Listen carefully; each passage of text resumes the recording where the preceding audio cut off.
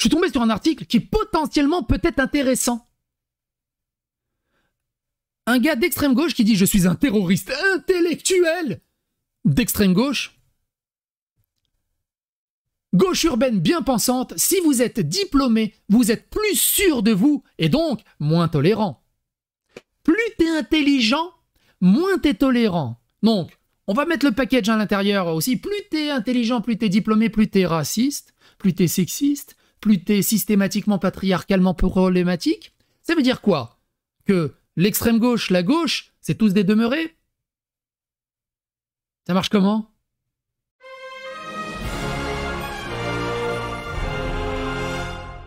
Attention, please. Du coup, c'est toujours pareil. Hein. Quand je dis gauche, extrême gauche, je parle de ces individus-là qui désacralisent, qui déshumanisent, qui détruisent toute la noblesse de la gauche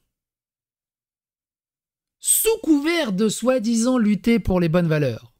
Donc, quand je parle de la gauche, de l'extrême gauche, je vise exceptionnellement ces petits énergumènes. Et évidemment, on ne fait pas l'amalgame de l'intégralité de la gauche. C'est pas ma gauche. Comme t'as Rambo disait, c'est pas ma guerre. Moi je dis, c'est pas ma gauche. Il est fier, hein, je suis un terroriste intellectuel d'extrême gauche. Gauche urbaine bien pensante, si vous êtes diplômé, vous êtes plus sûr de vous et moins tolérant. Propos recueillis par Jovan Simovic, un Serbe. Une étude allemande, reprise par le journal suisse 20 minutes, ce 30 juillet, indiquerait que la gauche urbaine bien pensante serait moins tolérante aux idées qu'elle ne partage pas que le reste de la population, pour Marianne Stéphane Fournier, directeur d'études pour l'Institut du sondage Cluster 17, donne sa lecture des travaux universitaires du Centre de recherche de l'Université technique de Dresde en Allemagne. Une étude tacle la gauche urbaine bien pensante. C'est le titre d'un article publié par le journal suisse 20 minutes.ch. Ce 30 juillet, qui se fait l'écho d'une grande étude européenne réalisée par le Mercator Forum Migration und Demokratie, le MIDEM, le centre de recherche de l'Université technique de Dresde en Allemagne. Les sondés y sont interrogés sur leur position à propos de 7 thématiques généralistes comme le changement climatique, l'égalité femmes-hommes, ça me fait toujours marrer, l'égalité femmes-hommes, on dit l'égalité homme-femme, hein, je ne cherchais pas, la redistribution sociale, le Covid-19 ou encore l'immigration. Une étude universitaire montre que les urbains de gauche acceptent moins les personnes ayant une autre vision du monde. À l'inverse, les conservateurs sont plus ouverts. La forte polarisation serait directement le fait de l'intolérance de la gauche. La gauche, pareil encore une fois, cette gauche universitaire, on va peut-être dire ça, cette gauche universitaire, cette gauche woke, est ultra raciste, ultra intolérante, ultra fascisante, ironiquement. Selon l'interprétation que fait le journal helvétique des résultats de l'étude, plus une personne est éduquée, riche, urbaine et de gauche, moins elle accepte les personnes qui ont une autre vision du monde. Vous pouvez le voir hein, avec Bad Mulch, avec Léo, Daniel Raz, Crane et d'autres. Dès que tu as une opinion contraire, t'es banni. Tu peux même pas débattre. On ne débat pas avec les autres. C'est mort. Ils sont les seuls détenteurs de la vraie vision du monde. À l'inverse, les personnes qui ont une attitude conservatrice, qui vivent à la campagne et qui ont moins d'argent et d'éducation, sont plus ouverts envers ceux qui pensent différemment. C'est pas qu'ils sont plus ouverts à ceux qui pensent différemment. C'est juste, on échange un avis, des opinions et osef. Moi, j'ai fait un restaurant il y a pas longtemps avec un Roumain dans un restaurant roumain. Et on me reproche d'être ouvert à la diversité. Pendant qu'eux, ils ne font que des restaurants et des lives et des streams dans un entre-soi avec zéro diversité.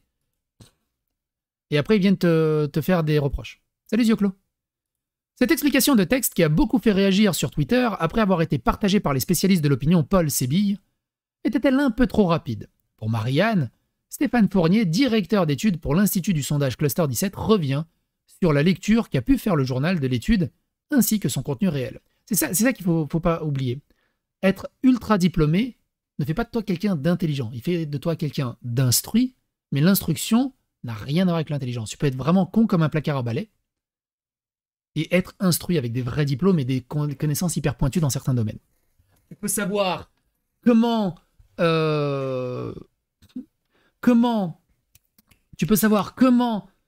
travaillent les baobabs dans un milieu hostile. Tu vas être hyper incroyable dans ce domaine avec un H-index de fou furieux, mais derrière, tu sais pas mettre un pantalon. Dès que tu arrives sur des choses de la vie concrètes. Donc les gens vivant à la campagne sont stupides. Oui, non, mais voilà, on va pas s'arrêter à toutes les phrases. Mais pour la gauche bobo woke urbaine, si à la campagne tu as des gens qui sont de droite, d'extrême droite, qui ont des opinions différentes, c'est parce qu'ils sont stupides. Évidemment. Mais on va pas refaire tous les sous-textes parce que sinon on n'a jamais terminé. Stéphane Fournier dit « Ce n'est pas vraiment ce que dit l'étude. Elle montre surtout que ce sont les plus polarisés, les plus clivés sur un certain nombre de thèmes, mais vous pouvez le lire à l'envers. Par exemple, on nous dit que le terme qui polarise le plus dans l'étude, c'est celui de l'immigration. Ce dernier polarise parce qu'une grande majorité des gens veulent la limiter. Donc, par effet miroir, les gens de gauche qui sont, en général, plus favorables à l'immigration se retrouvent marginalisés. Est-ce que vous avez remarqué que ceux qui sont plus généralement favorables à l'immigration sont ceux qui sont le moins en contact avec l'immigration? Ironiquement. Et c'est ceux qui critiquent le plus les personnes issues de l'immigration. Moi, je suis serbe. Bon, on va pas faire la liste, mais El Ryan, Raptor, Valek, Zioklo, qui est le moins sectaire de tous. Et eux, ils ne sont que entre blancs. Léo, Badmulch, Jacotte, Moufette, Dany, Raz, Pantoufle. Ils ont leur ils ont leur token Wissam. Mais alors Wallah le token, et j'ai dit Wallah. Mais la diversité, c'est pas ouf. Hein.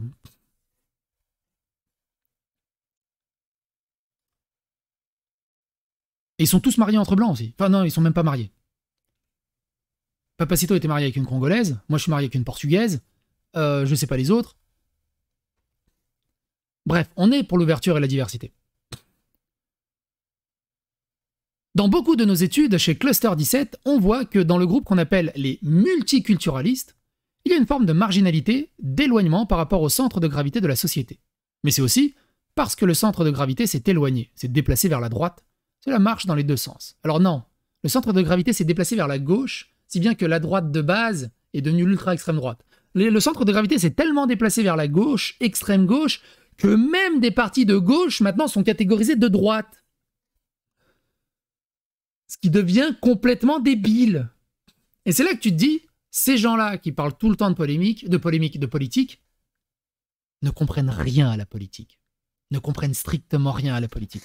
Et c'est moi, quelqu'un de totalement apolitique, qui leur donne des cours magistrales de politique à leur gaminerie. Et ils font des abus de confiance hallucinants à des jeunes et des moins jeunes qui sont un peu faibles psychologiquement et qui se font marginaliser, idéologiser par eux-mêmes, par ces streamers-là. C'est donc parce que les revendications de la majorité de la population se sont décalées vers la droite que la gauche se retrouve de facto marginalisée. La population, c'est un double processus. Une partie va d'un côté et un autre groupe va dans l'autre sens. C'est un peu ça le problème de la gauche, c'est qu'une partie d'entre elles, c'est certain, s'éloigne très largement du centre de gravité de l'opinion française et s'éloigne donc de ce qui pourrait faire consensus et être majoritaire.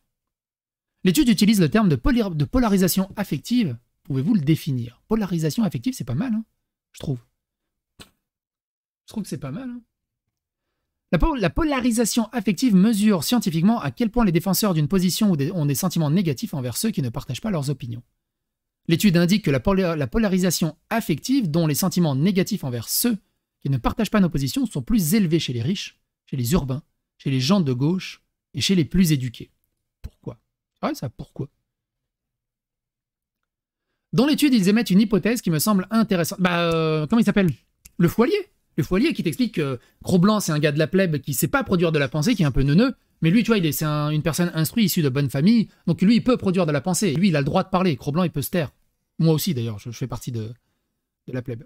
Et qu'on doit s'asseoir, fermer notre bouche et l'écouter. Écouter le Foilier. Et lui, tu vois, il est instruit, il produit de la pensée. Alors que tout ce qu'il fait, c'est il va chercher une étude à gauche à droite et il lit l'étude à gauche à droite. Et t'as vu?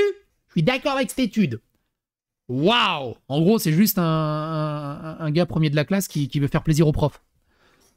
Pendant que justement des autres derrière produisent de la création et de la pensée et sortent un peu des rails.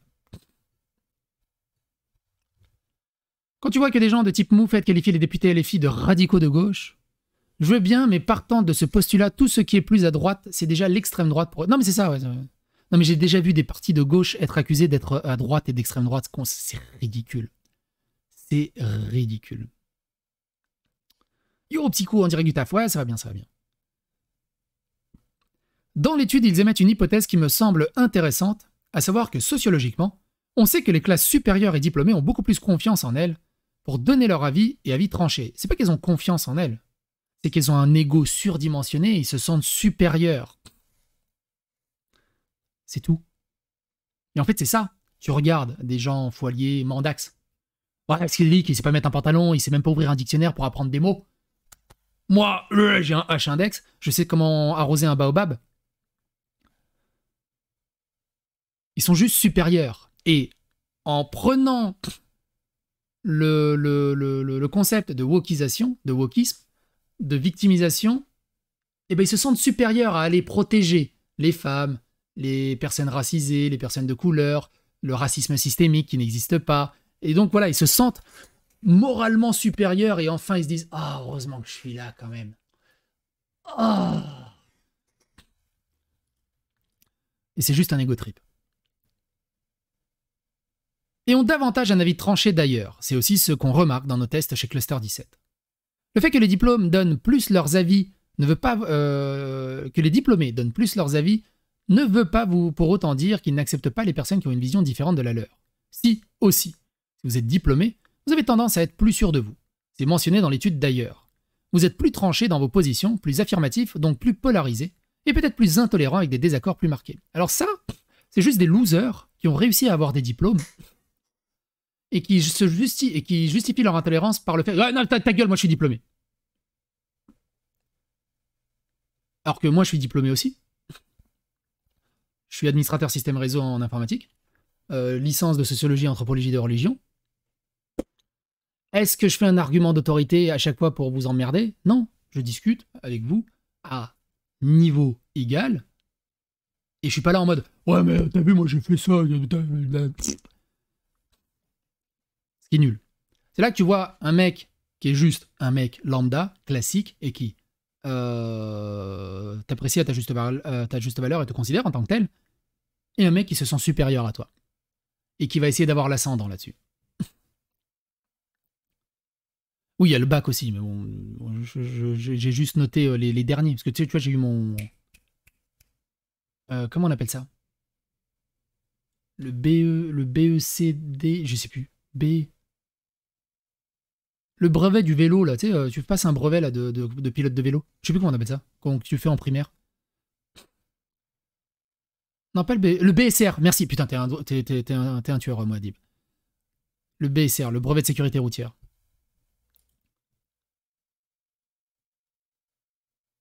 J'ai mon BSR. Tu vois, généralement, quand l'autre il me dit « Ouais, ta gueule, j'ai un bac plus 5, je sais ce que je dis. » Bah, généralement, ce que tu peux dire pour le contre-argumenter de manière classique, tu dis « Ouais, bah moi j'ai un BSR. » Et alors? Il va dire « T'as un BSR? Ouais, un brevet de sécurité routière. » Et du coup, par truchement humoristique, tu lui fais comprendre qu'il est un peu neuneux avec son argument d'autorité à 2 balles. Bref. Si aussi, blablabla. Le brevet de Cerberatel. Non, j'ai pas le BAFA. Notons par ailleurs que les 2 thèmes qui polarisent le plus affectivement dans l'étude sont l'immigration et le changement climatique. 2 thèmes qui ont tendance à échapper aux arguments rationnels et nuancés. On comprend parce qu'en fait, si tu regardes les faits, ça se débunk très facilement. Donc tu peux pas avoir des arguments rationnels et nuancés. Tu vois, quand t'as des écologistes qui disent « C'est la fin du monde! Regarde! Il fait tellement chaud, canicule! Il pleut depuis 15 jours et on n'a jamais eu un été aussi débile et aussi nul. » On comprend dès lors que pour des gens diplômés de gauche, il est insupportable d'entendre que le changement climatique n'existe pas ou que les maux de la société sont uniquement le fait des immigrés. Rien que le changement climatique, c'est complètement débile. Ça fait 30 ans que je vais en Serbie. Il y a 30 ans déjà, il faisait 45 degrés des fois au soleil. Plot twist, des fois, il y a des années où c'est moins chaud, il y a des années où c'est plus chaud. Waouh. Et alors, cette année, c'est beau. Sans oublier que dans l'étude, la polarisation affective est également élevée chez les personnes de droite radicale. Ce n'est donc pas tant le diplôme ou la sociologie qui explique la polarisation affective, mais votre niveau de radicalité sur des questions clivantes, et même si ça augmentait d'1 degré ou 2. Les climatisations n'ont jamais été aussi peu chères. Achetez-vous une clim et vous cassez pas les couilles.